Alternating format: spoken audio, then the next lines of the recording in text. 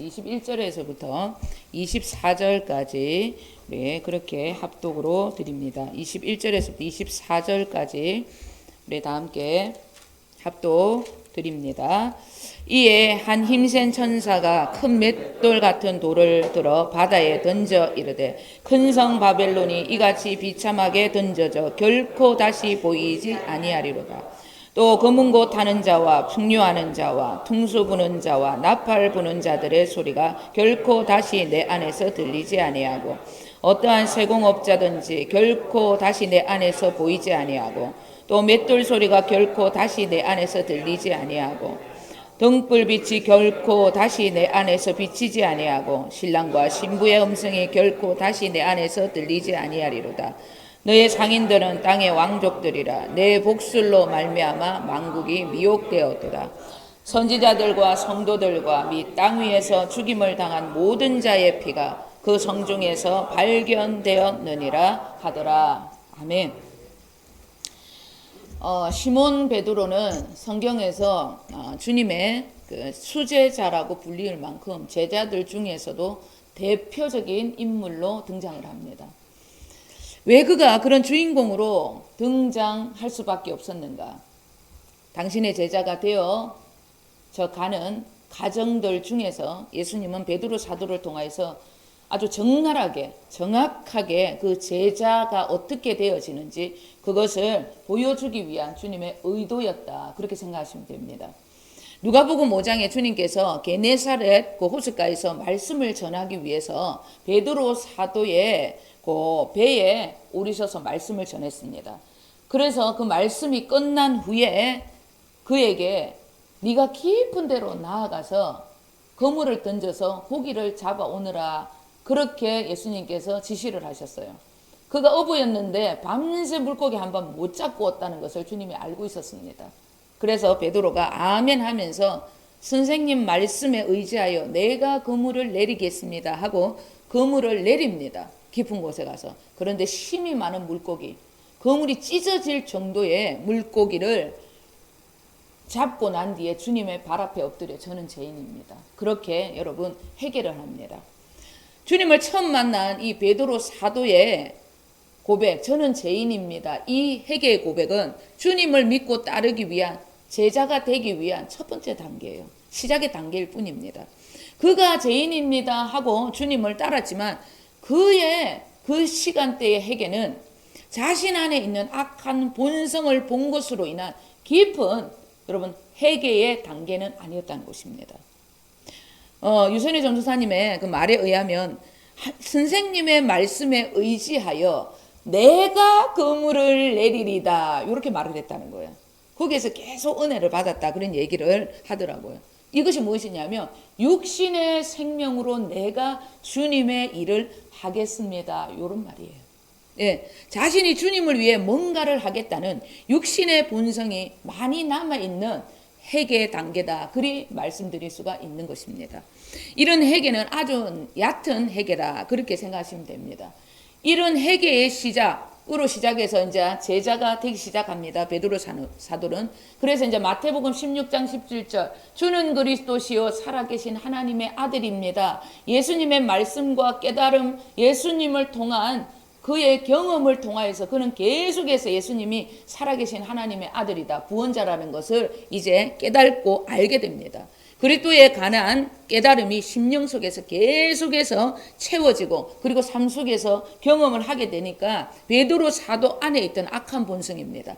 육신의 생명이 견디질 못하고 이제 십자가 앞에서 자신의 그 실체가 드러난 거예요.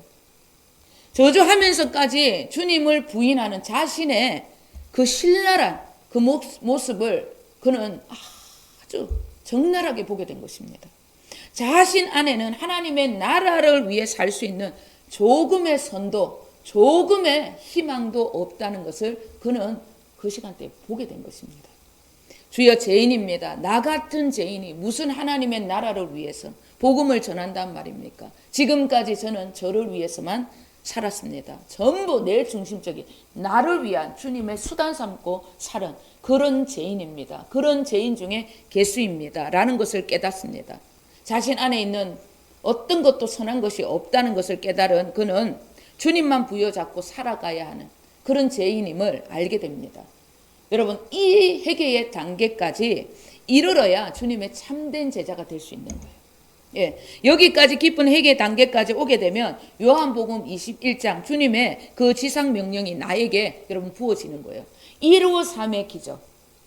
어떤 영혼이라도 전부 사랑할 수 있는, 놓치지 않는, 찢어지지 않는 심령, 그물, 주님의 마음을, 완벽한 주님의 그 심령, 주님의 성품을 가진 자가 되어서 주님의 명령입니다. 내 어린 양을 먹이라, 내 양을 치라, 내 양을 먹이라는 그 주님의 지상 명령에 합당한 자로 우리가 쓰임받을 수 있게 되는 것입니다. 여기까지 와야 주님의 참된 제자, 주님의 교회, 완전한 하나님의 성전이 되어서 영광의 통로로 쓰임받을 수 있게 되는 것입니다. 그러면 이 완벽한 제자들로 세워진 우리들은 주님께서 보내주시고 붙여주신 그 영혼들에게 무엇을 가르쳐야 하는가? 예, 주님께서 나에게 붙여주신 이 영혼들에게 무엇을 가르치기 위해서 주님은 나를 이렇게 당신처럼 똑같은 자로, 이런 제자, 완전한 제자로 세운 것일까? 구약의 선지자들이 말했던 새 언약, 반드시 나에게 붙여주신 영혼들에게, 예수님이 베드로에게 그렇게 가르쳤던 것처럼 우리도 그 붙여주신 영혼에게 반드시 새 언약, 반드시 복음을 전해야 한다는 것, 그것을 기억을 하셔야 합니다. 복음이라는 것은 바울 사도가 로마서에서 이렇게 말씀하고 있습니다. 우리 로마서 1장 2절에서부터 4절 읽겠습니다. 이 복음은 하나님이 선지자들을 통하여서 그의 아들에 관하여 성경에 미리 약속하신 것이라. 그의 아들에 관하여 말하면 육신으로는 다윗의 혈통에서 나셨고 성결의 영으로는 죽은 자들 가운데서 부활하사 능력으로 하나님의 아들로 선포되었으니 곧 우리 주 예수 그리스도시니라. 아멘. 복음이라는 것, 무엇이냐면 하나님께서 선지자들에게 약속하셨던 당신의 아들에 관한 이야기다, 이렇게 말씀을 시작합니다. 그 아들이 육신, 즉 인성으로 말하자면 다윗의 혈통, 다윗의 후손으로 태어나신 분이시고 성결의 영입니다. 신성으로 말하자면 죽은 자들 가운데서 부활을 하심으로 하나님의 권능을 나타내셨기 때문에 그분은 하나님의 아들로 확정을 받은 분이십니다. 그분이 곧 예수 그리스도이시다. 다윗의 혈통에서 태어난 나사렛에서 사셨던 예수라는 그분이 알고 보니까 인류의 구원자, 인간들의 구원자, 메시아였다는 그런 말씀이라는 거예요. 그가 하나님의 아들로 오신 그분이 왜 다윗의 혈통, 인간의 몸을 입고 오셨는가? 그냥 신으로 오셔갖고 인간을 구원하면 되잖아요. 그런데 왜 인간의 몸을 입고 오실 수밖에 없었는가? 잠시 설명을 드리겠습니다. 우리는 반드시 이런 모든 의문들을 성경에서 답을 얻어야 돼요. 그렇지 않으면 사입이 되는 겁니다. 우리도 사입이 될 수 있는 거예요. 히브리서 9장 18절에서부터 22절 우리 다 함께 읽겠습니다. 이러므로 첫 언약도 피 없이 세운 것이 아니니 모세가 율법으로 모든 계명을 온 백성에게 말한 후에 송아지와 염소의 피 및 물과 붉은 양털과 우설주를 취하여 그 두루마리와 온 백성에게 뿌리며 이르되 이는 하나님이 너희에게 명하신 언약의 피라 하고 또한 이와 같이 피를 장막과 섬기는 일에 쓰는 모든 그릇에 뿌렸느니라. 율법을 따라 그의 모든 물건이 피로서 정결하게 되나니 피 흘림이 없은즉 사함이 없느니라. 아멘. 하나님의 아들이 인간의 몸, 인성을 입고 오신 까닭은 구약 때부터 구원을 위한 하나님의 법이 피 흘림으로 말미암은 제사함을 약속하셨기 때문입니다. 그래서 구약에는 흠이 있는 사람의 제사장이 짐승의 피를 가지고 구원에 흠이 있고 완전하진 않지만 그 구원의 길을 열어준 거예요.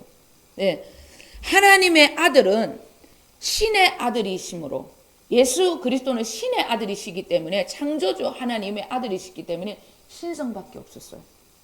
인간들처럼 이 혈관, 피가 흐르는 그런 분이 아니셨다는 겁니다.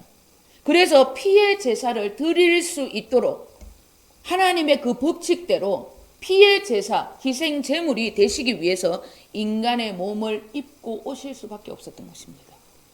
그분이 입은 육신의 옷은 남자의 정자에서 주어진 제성, 인간의 씨가 아니고 여자, 모계로부터 입은 죄가 없는 육신의 옷을 입으신 분이시기 때문에 죄성이 없는 완벽한 희생 제물, 점도 흠도 없는 깨끗하고 완전한 피입니다. 이 완전하신 희생 제물, 주님의 죽음은 인간을 완벽한 제사함을 받게 할 수 있었던 피라는 거예요. 완전하신 분, 죄가 없는 분이기 때문에 그분이 우리에게 주신 새 언약, 이 복음도 완전한 것이라는 거예요.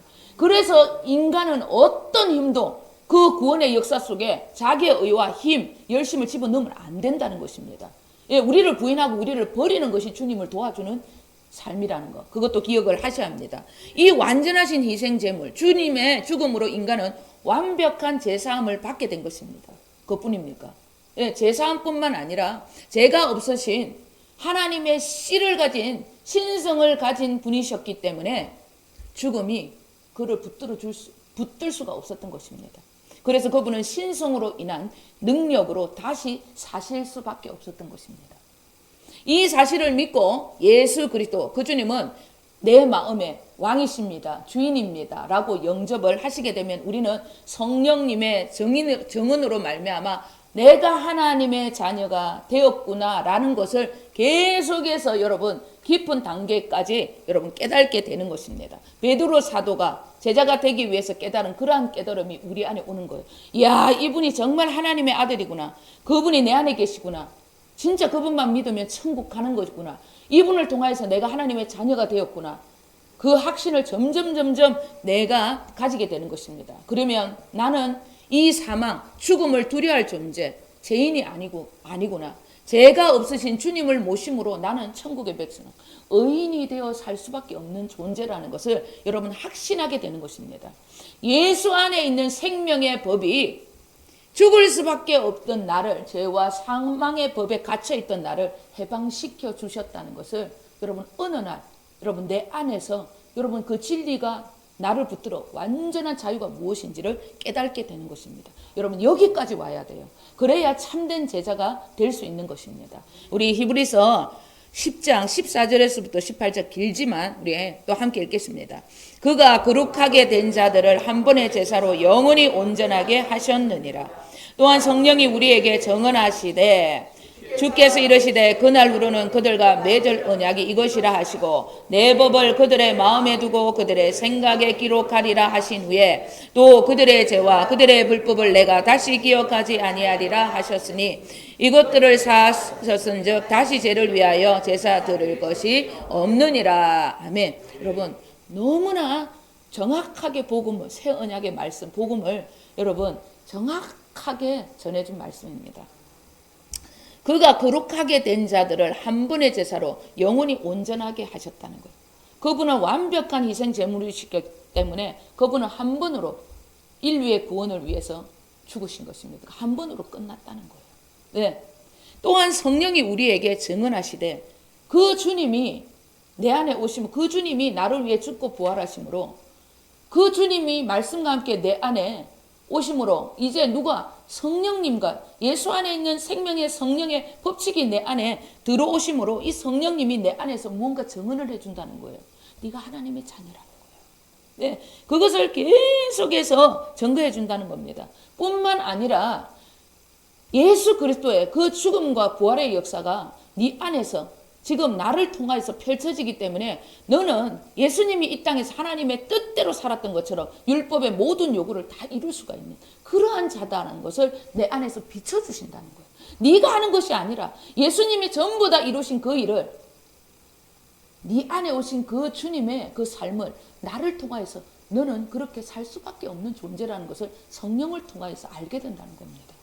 그러면서 얘기합니다. 예레미야서 31장 33절의 말씀을 통하여서 그들과 맺은 언약, 이 복음, 이 새 언약은 그들의 마음과 그들의 생각에 기록된 생명의 성령의 법이다. 이렇게 얘기를 하는 거예요. 네, 이제 하나님의 그 놀라운 법, 그 역사가 인간 안에 들어와서 예, 모든 것을 주님이 다 이루시고 성령을 통하여서 이것이 진짜야. 너는 하나님의 자녀야. 율법의 요구. 너는 옛날에는 그를 사랑할 수 없었지만 사랑할 수 있어. 그를 용서할 수 있어. 너는 이제 질병 가운데 죽음 가운데 두려움 가운데 잡힌 자가 아니야. 너는 해방된 진리 안에 천국의 백성이야. 그런 것을 계속해서 성령을 통하여서 내가 정말 내 안에 오신 생명의 성령의 법으로 그것을 깨달아가는 것입니다. 또 그들의 죄와 그들의 불법을 내가 다시 기억하지 아니하리라 하셨으니 여러분 완전한 그 희생 제사를 통하여서 우리는 더 이상 주님 앞에 죄가 없다는 것을 기억하는 것. 그것도 반드시 기억을 하셔야 됩니다. 왜? 그분의 여러분 희생제물은 희생제사는 완벽한 것이기 때문에 우리의 생각과 느낌이 내 삶을 통해서 아 나는 죄인이구나. 아 난 지옥 가겠구나. 그 사탄이 주는 거예요. 예. 그런 무거운 짐을 나에게 주면요. 교회 가기도 싫어요. 기도하기도 싫습니다. 예수 믿고 싶지 않아요. 너무 힘들다. 아무것도 못하게 하네. 이런 생각이 나를 싹 여러분 유혹하고 사로잡는 거예요. 너무 힘들어요. 내가 사랑해야 되는데 사랑할 수 없다. 예. 아, 안 된다. 왜 나는 안 되나? 주님이 다 하셨다는 거죠. 여러분 성령님이 믿게끔 해주시려고 그 성령까지 내 안에 영원토록 나를 버리지 않도록 보내주신 것을 우리는 반드시 기억을 하셔야 하는 것입니다. 이것들을 사하신 적 다시 죄를 위하여 제사 드릴 것이 없다 얘기라는 거. 여러분 내 죄를 위하여 인간이 천국 가기 위해서 뭔가 할 수 있는 것은 아무것도 없다는 거죠. 하나님이 아들을 통하여 전부 다 이루셨다는 것입니다. 하나님의 뜻대로 예수님께서 이루신 그 일을 어떻게 성령님께서 내 안에 깨닫게 하심으로 나는 율법의 요구가 다 이루어졌다. 나는 누리는 자다. 하나님의 자녀구나. 라는 것을 여러분 깨닫고 살고 여러분 그렇게 믿음의 삶을 살아가는 것이 우리의 도리라는 겁니다. 우리의 몫이라는 것입니다. 구약과 신약의 삶은 완전히 다른 삶이라는 것을 반드시 기억을 하셔야 하는 것입니다. 하나님의 뜻을 예수님께서 전부 이루셨다는 이 말씀, 그 일을 성령님을 통해서 우리는 여러분 믿기만 하면 되는 것이에요. 앞으로 우리에게 주어질 마지막 이 세상의 여러분 일도 마찬가지입니다. 이 세상 앞에서 우리가 지켜나갈 이 믿음도 마찬가지예요. 똑같은 것입니다. 주님의 죽음과 부활을 통하여서 우리가 이 마지막 세상도 어떻게 이기는 자, 승리하는 자로 이미 다 여러분 약속되어져 있다는 것들 우리는 기억을 하셔야 합니다. 우리는 오직 예수 그리스도 그분이 우리를 위해 대신 피 흘리신 십자가 그리고 부활의 영광의 말씀을 성령님을 통하여서 깨닫기만 하면 이 마지막도 능히 이길 수 있다는 것 기억을 하셔야 합니다. 주님께서 당신의 십자가와 부활의 영광으로 나의 마지막도 전부 이길 수 있도록 이기는 자가 되었다는 것을 우리는 깨닫고 날마다 그 하나님 앞에 두 손 들고 찬양과 경배, 감사의 제사만 올리면 되는 것입니다. 그것이 우리의 삶이라는 것입니다.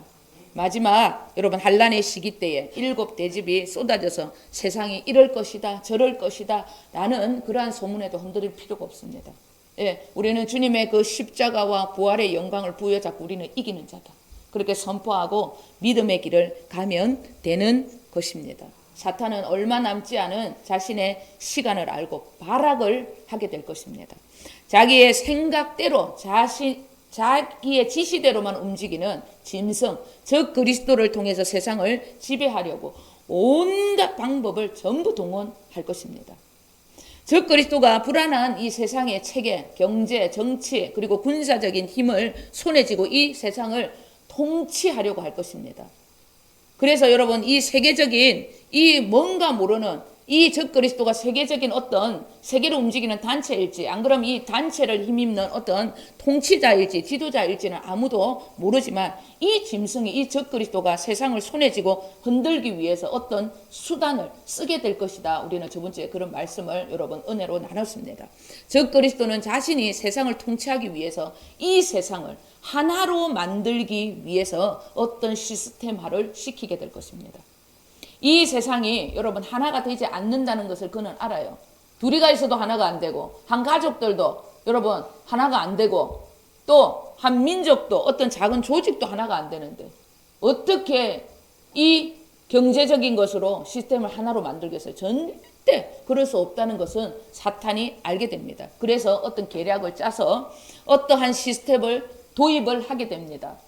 그 시스템이 뭐냐면 음녀의 시스템.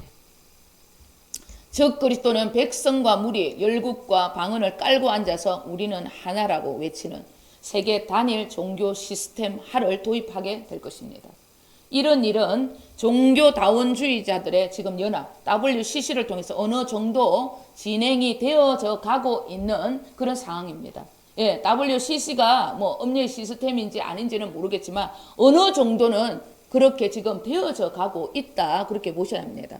WCC는 예수 그리스도 외에 다른 방법으로도 구원을 받을 수 있다고 말하는 단체입니다.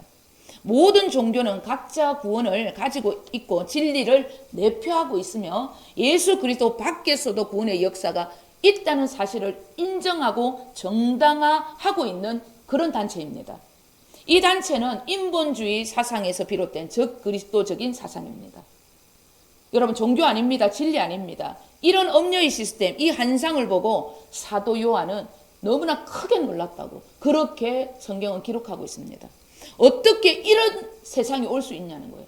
어떻게 기독교가 이렇게 무너지고 붕괴될 수 있다는 얘기입니다.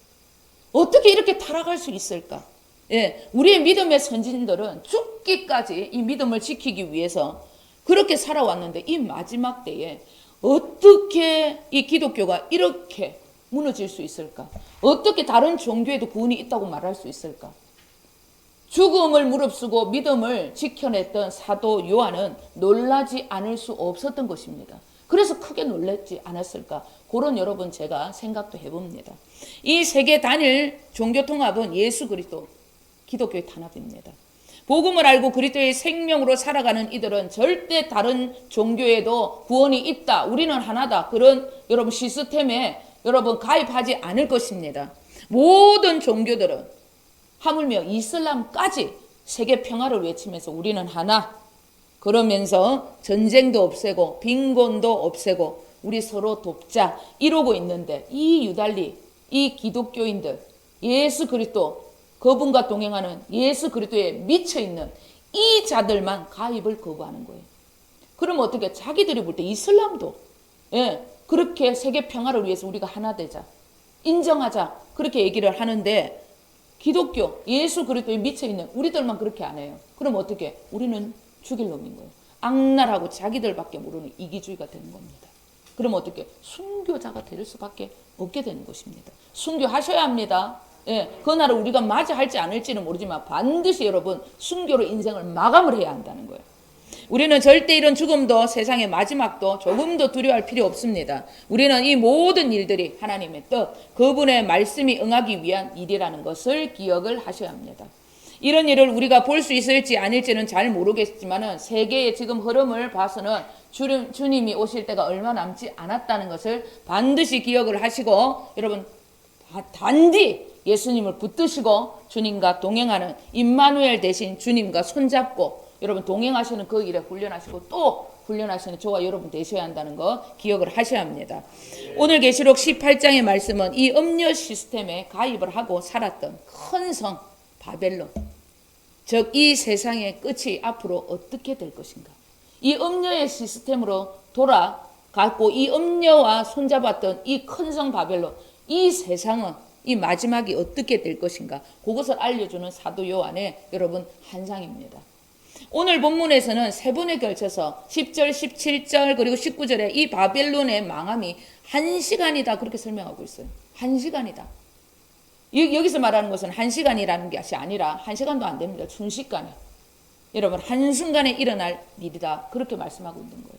이런 일 세상의 끝자락에 반드시 일어날 일이므로 하나님은 당신의 씨를 가진 당신의 자녀들에게 당부의 말씀을 하고 있습니다. 그것이 4절 5절입니다. 우리 다 함께 읽겠습니다. 또 내가 들으니 하늘로부터 다른 음성이 나서 이르되 내 백성아 거기서 나와 그의 죄에서 참여하지 말고 그가 받을 재앙들을 받지 말라. 그의 죄는 하늘에 사무쳤으며 하나님은 그의 불의한 일을 기억하신지라. 아멘. 음료의 시스템에서 주님은 나오라는 거예요.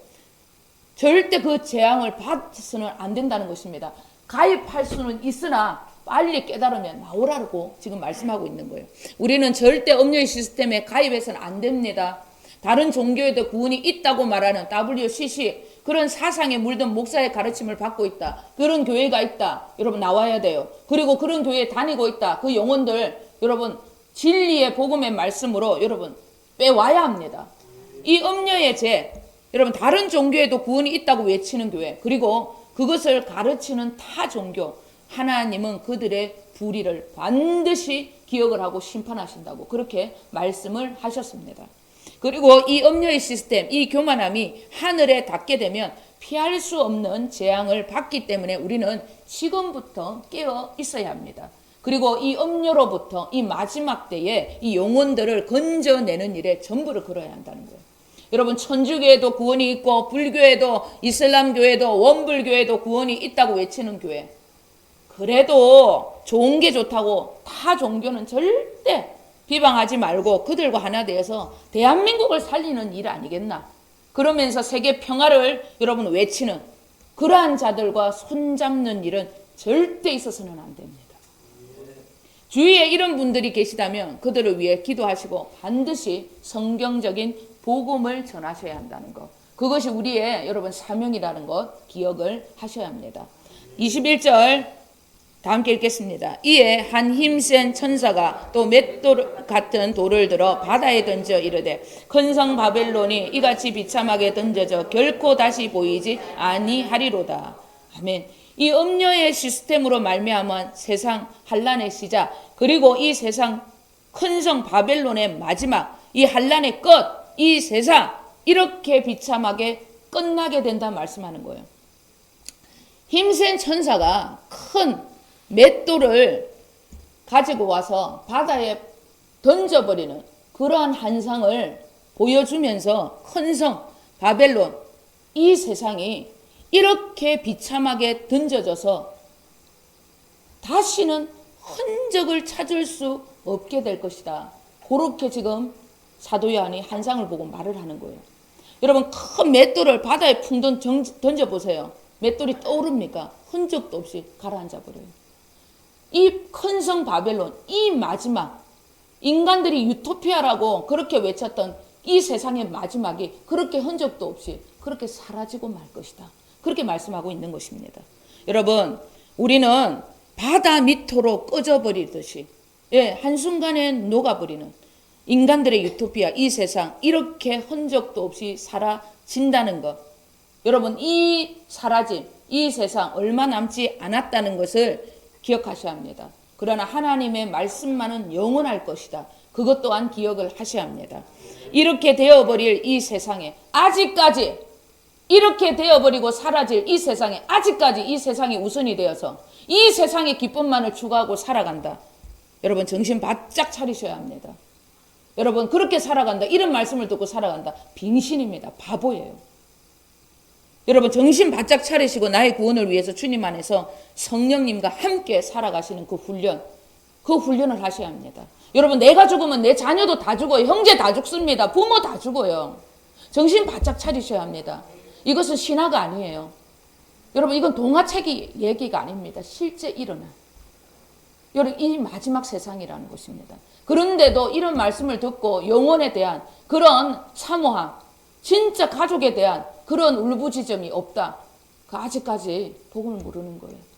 아직까지 이 세상의 삶에 염려하고 걱정하고 그렇게 살아간다.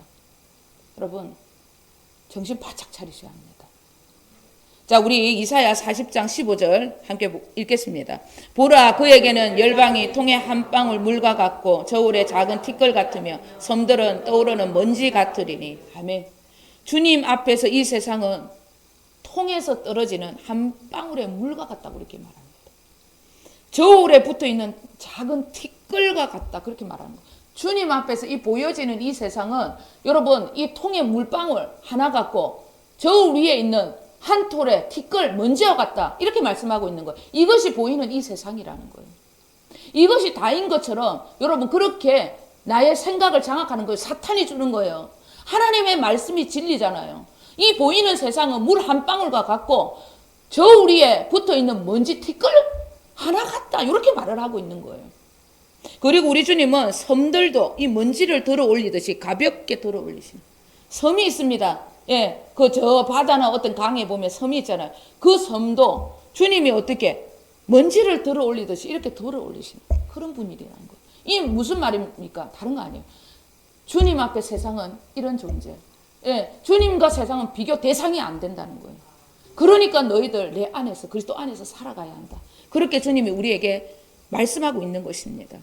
그런데 아직까지 주님이 이런 말씀을 하시는데도 세상에 마음을 더 두고 살아간다. 여러분 안 됩니다. 이제는 정신을 바짝 차리셔야 합니다. 내 딸을, 내 아들을, 그리고 내 부모를, 내 형제를, 내 조카를, 내 이웃을 반드시 생각하셔야 합니다. 기억을 하셔야 합니다. 명심하셔야 합니다. 주님 앞에서 보여지는 이 세상, 물 한 방울 같고 저울에 붙어있는 작은 티끌과 같은 하찮은 세상일 뿐입니다. 예, 돌이 바다로 던져져서 영원히 사라지다. 세상 흔적도 없이 사라진다는 것. 이런 날 곧 오게 된다는 것. 이런 일은 순식간에 일어날 이 세상 큰 성 바벨론을 향한 하나님의 진노하심이라는 거 기억을 하셔야 합니다. 우리는 하나님의 진노, 우리와 아무 상관이 없다는 것을 기억하시되 하나님께서는 당신의 자녀들에게 당신만을 원하고 당신만을 위한 삶을 반드시 살아가야 한다. 왜? 그들에게는 하나님이 영원한 안식을 주시기로 약속하셨기 때문에. 이런 세상과 우리는 상관이 없지만 이런 세상이 있다는 복음은 마지막 때 이 놀라운 계시록의 복음은 전해야 합니다. 그러나 우리와는 상관이 없습니다. 왜? 하나님 예수 그리스도 안에 주님으로만 살아가는 자들에게는 영원한 안식을 주시겠다 약속하셨기 때문입니다.